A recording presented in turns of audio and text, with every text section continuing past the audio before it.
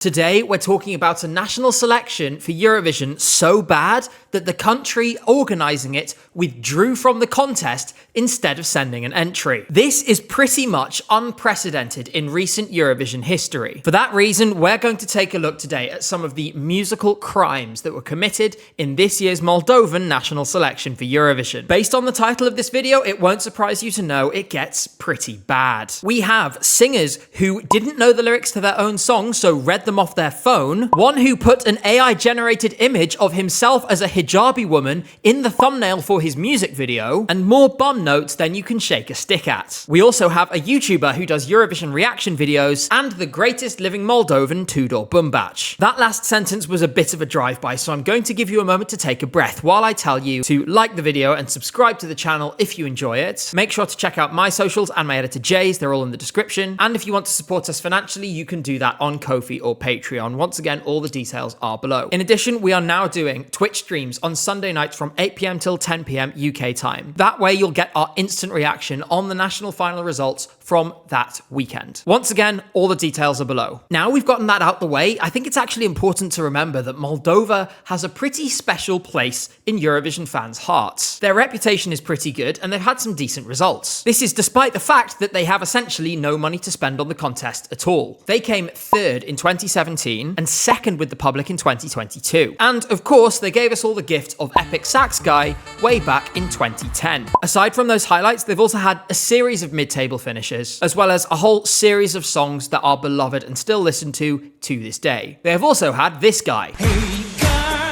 I actually really like that song, but no one else does, so I think I should probably pretty rapidly move on from this point. In all seriousness, while Moldova has never been a powerhouse of the contest, there is a serious respect for their achievements. There's also a general acceptance that despite the fact that their selection is routinely terrible, they end up producing something at the end of it that seems to work. That selection is what we're going to focus on today, because this year things went from awful to absolutely unbearable. A big part of the reason why this selection has always been chaos is the fact that anyone can audition for it. That open audition is broadcast live on TV and forms the first stage. These auditionees are then judged by a jury who decide who should go through to the final of the show. It was after those auditions this year that the broadcaster decided to phone it in and not bother with the contest, rather than subject the public to another night of trauma in order to decide their favourite. By the end of this video, you are probably going to feel that that decision was not entirely unreasonable. As I said, part of the issue with this is that anyone can sign up and come and perform their song at these auditions. In recent years, the lack of oversight of the submissions prior to this stage has led to some pretty embarrassing mishaps for the Moldovan broadcaster. One of the most notable examples was Miss Catty Love, who submitted a song that sounded like this. This year, they had another incident, accepting a song that was generated and performed entirely by AI. The song in question was submitted by a group of Ukrainian pranksters going by the name Iblanch Band. Given that Yeblan is a Russian swear word meaning idiot, I'm going to go ahead and guess that this is where the name comes from. In any case, to truly know, we would have to ask the songwriters, which include visionaries such as Mark Leleka Lichtenstein. The group withdrew after one of their members was allegedly hospitalized in Romania. Another member, called Dmitry Dmitriev, how creative, keeps posting this photo and claiming that it is the member of the band who is in hospital. Another pre-show withdrawal was Dan Alexandrov. He is a valued member of the strong man with a YouTube channel reacting to Eurovision songs community. That said, no one will ever do it like the Balkan guy.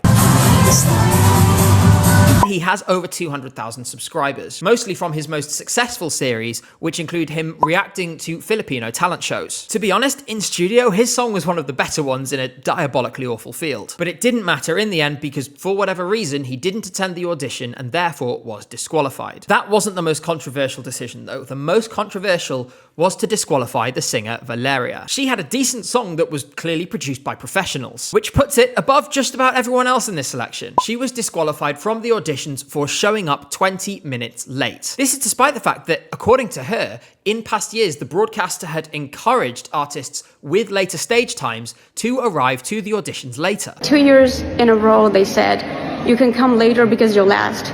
And this year, apparently, they changed the rules. If you come even 1 minute or 10 minutes later, you're disqualified. So because I arrived 20 minutes later, I am disqualified. So her song had a dramatic, dark electronic pop vibe that would have been an interesting proposition at Eurovision. I don't think it would have qualified, but at the very least it would have been reasonable. After her disqualification, Eurofans descended on her Instagram to encourage her to apply to go for San Marino instead. Sure enough, a few days later, her name appeared on the San Marino Song Contest casting list. We might yet see her in Basel, draped in a different flag. There is enough bizarre storylines just in the disqualified and withdrawn entries probably to make a whole video by themselves. But that is only the beginning of it with this. We have a series of increasingly surreal performances that actually did take place at the auditions. So let's go through some of the worst. We're starting with Prisa featuring MC Mike with their song Cuckoo.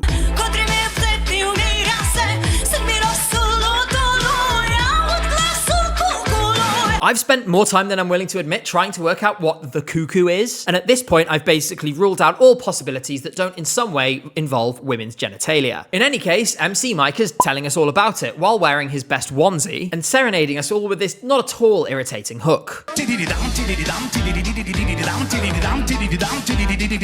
Just because tiddity-dum, tiddity-dum, tiddity-diddity-diddity-dum has been stuck in my head for a few days does not make it good, especially when it's surrounded by the standard odd English lyrics that have clearly never been looked at by a native speaker. Cool, knows everything about you. He makes beautiful everything around you. As well as whatever sound this is.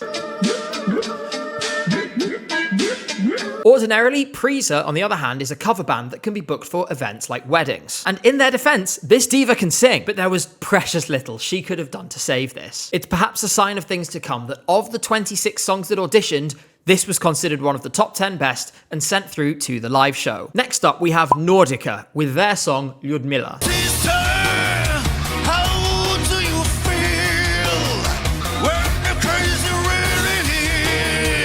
I regret to inform you that the divorced dads have gotten together and formed a band. The lead singer, to be honest, would pass for a Trump-aligned candidate for US Congress. He's literally dressed in the full, I hate the poor, gays and ethnic minorities, and every woman who has ever worked for me left with a payoff and a non-disclosure agreement vibe.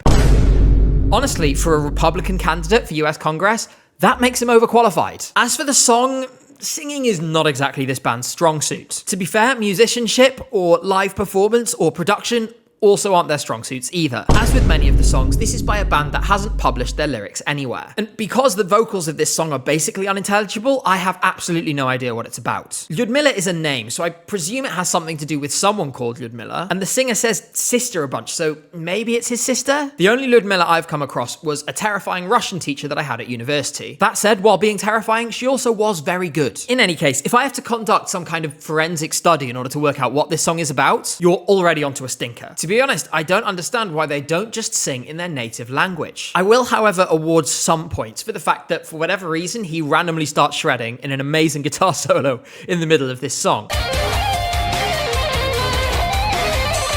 It appears in the middle, surrounded by a backing track that essentially consists of these are the free sounds that came with my pirated copy of Fruity Loops. Maybe these guys should just stick to playing the guitar. In any case, they didn't make it out of the auditions. Moving swiftly on and maintaining the level of whiplash, we're going to talk about number 11 with her song Bye. Time to want to dance, time to want to sing, so can see my friends that I lost my chance to win.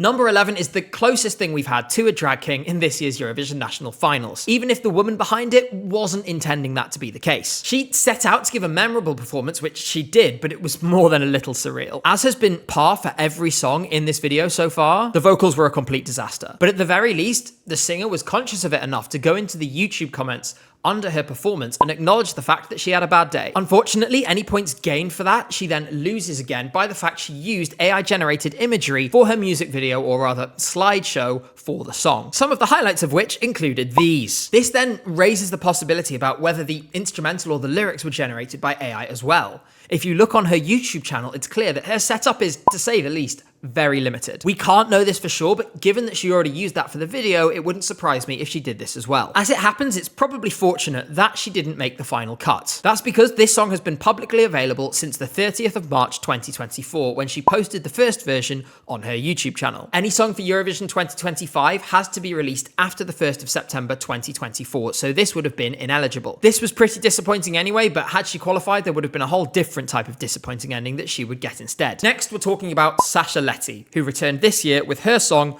Haute Couture. I have no idea how to pronounce that. Didn't know that it was that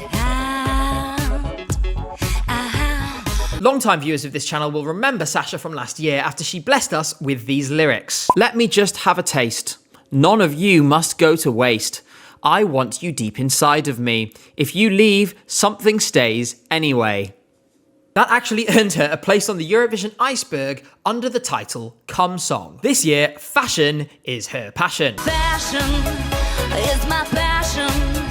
Unfortunately, singing in tune is not. And with lines like sexy, stylish, even childish, we're getting a bit too close to Sasha Bognibov territory for my liking. The addition of a rap section in the bridge doesn't really work either, even if it did give us the line, if you want to unobsess me, feel free to just undress me. Truly poetry that even Shakespeare would be proud of. Like with many of the songs in the show, I'm really not sure who was funding this. But I feel like Sasha maybe needs some friends to put their arms around her and say, honey, stop, and please get some singing lessons. Perhaps it's for the best that she didn't make the final 10 this year, like she did last year with DNA. But much like a particularly persistent case of herpes, this sex-oriented diva will almost certainly be back in the future. That is, if Moldova brings back this format again. We have 2 more artists to talk about in this selection. In a minute, we'll talk about the one song that was actually good and didn't get disqualified. But first, we have to talk about the king himself, Tudor Bumbac. This year, with his 7th attempt at this competition, he brought us the masterpiece that is Pace Noi Vrem. It's very obvious to everyone who's engaged with this selection that Tudor was the clear favourite to win in all 7 of his attempts. His stage presence, his musical ability, and his charisma are second to none, even if he did manage to forget his lyrics this year.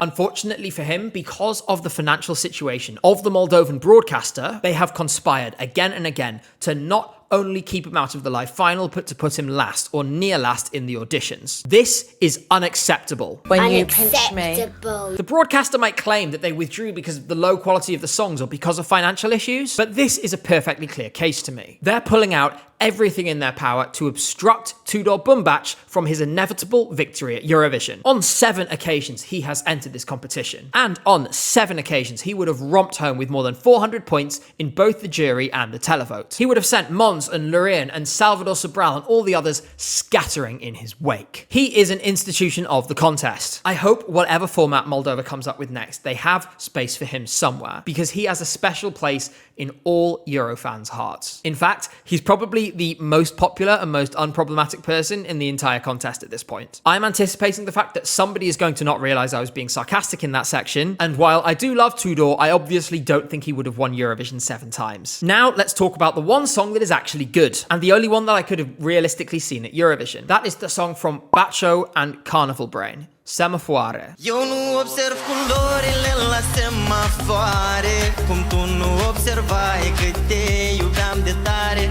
Don't get me wrong, this is still not a very good song, but it beats every other song that was actually in the selection and not disqualified by a country mile. It does that on a very simple basis. It's clearly properly produced, it's performed by someone who can actually sing, and it had some level of potential. The violinist from Sunstroke Project is also involved here, so there was some serious backing behind this. Following the auditions, this was clearly the best song, and when the Moldovan broadcaster scheduled a press conference, everyone assumed they were going to pull the same move they did in 2022. In that year, they cancelled the live final and just sent Stobsy Stub without any further ado. Obviously, that did not materialise. Instead, at that press conference, the broadcaster withdrew, citing financial concerns, but it's clear from the statement that this was secondary. And besides, Moldovan artists have always needed sponsors in order to order any kind of staging for the contest anyway. The statement that the broadcaster issued placed the blame squarely somewhere else, as their statement reads. This year's national selection highlighted certain challenges, including a decrease in public interest and the overall quality of the songs and artistic performances. This has generated a negative perception among specialists and the public, underlining the need for a substantial reform in the selection process. We consulted specialists in the music field, and most of them expressed serious reservations regarding Moldova's participation this year, in exact agreement and with the opinion of the jury that TRM selected for this edition. We respect the opinion of professionals and the general public, and we understand that we must make responsible decisions. In short, the jury and music professionals agreed that the whole thing was absolutely abysmal, and that it would be better to give up entirely rather than send any of the songs available to them. Given the selection of songs that I just outlined, I don't think that there's much arguing that what was available to them wasn't exactly of the highest quality.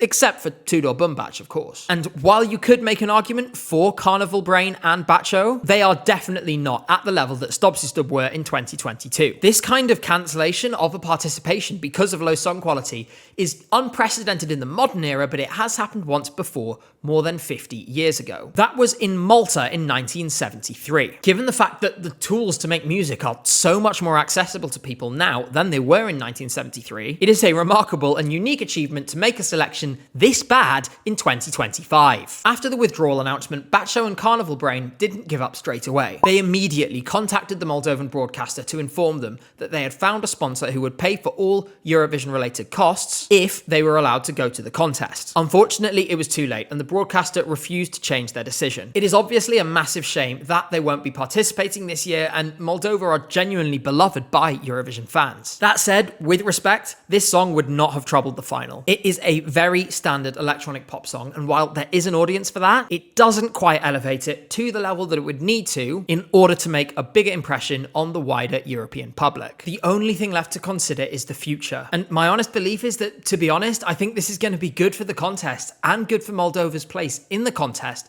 in the long run. The open audition format is really fun, and it's great for people like me who get to make videos about it. That said, it is now so outdated, and Moldova is one of the few places where they still use it. We already know that Moldova want to return in 2026, and given that we now know that the participation fee they were paying was only around 21,000 euros, that is probably very likely. What I do hope, though, is that we get a much better representation of the Moldovan music industry in the years to come. And if that means that a televised national final with sufficiently good production isn't possible, then there's nothing wrong with doing an online selection based on music videos or on just going internal. I am going to miss Moldova at Eurovision this year, but this was genuinely the worst national selection I've ever seen in my life. And there is plenty of competition for that title. For that reason, I'm not entirely surprised that they've decided to phone it in rather than send one of these to the contest. Given they will almost certainly be back in the future, there is no reason to panic. We are getting into the thick of Eurovision season now, and that means there is a lot to come from the channel over the next few months. We will be continuing with videos every Friday as normal, but I'm really excited to announce that in addition to that, as I mentioned earlier in the video, we are now going to be adding live streams every Sunday from 8 PM till 10 PM to discuss the national finals that have taken place on that weekend, and probably to give out some absolutely terrible takes. I am looking into options to stream this on YouTube as well, but the only guaranteed place to see it is on Twitch, so make sure to follow my Twitch channel. The link is in the description. As always, I am immensely grateful to all of you for watching, especially those of you who have subscribed to the channel, and if you want to become one of those people, make sure to press that button, and I hope to see you both at the stream on Sunday night and at the next video in 7 days. Until then, take care, and I'll see you soon.